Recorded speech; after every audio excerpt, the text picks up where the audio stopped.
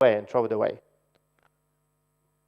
So what does Google actually do in order to prevent web spam from ranking? How do they want to ensure a Google search experience that users are happy with? They are really all about users. Now, there's two ways for them to deal with that.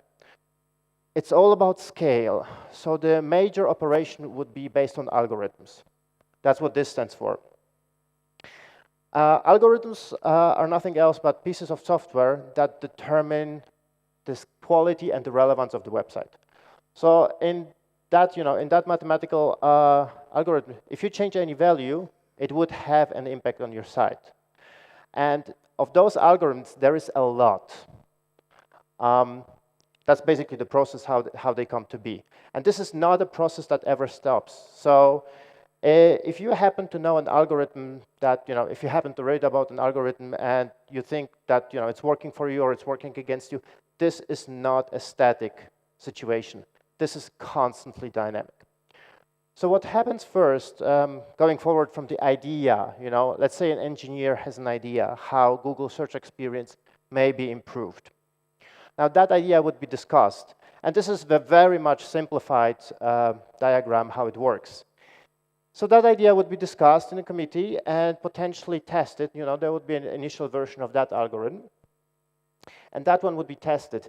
Most of the time, algorithms are not being tested on the live audience. So you as a user, you wouldn't see the impact of a new algorithm, but it would be tested by the human eval team.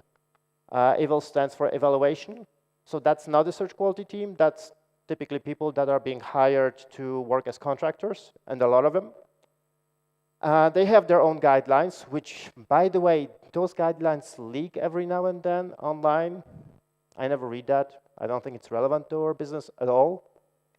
So these guys, they would go through a bunch of websites. They would go through, through a chunk of websites and compare these results that are run through the new algorithm to the old results and determine whether they find them more useful or not.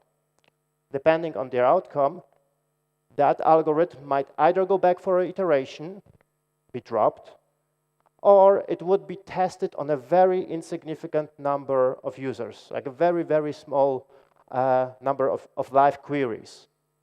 And depending on how users react to that, it's either being rolled out or it goes back to the whole process. How is that relevant for us?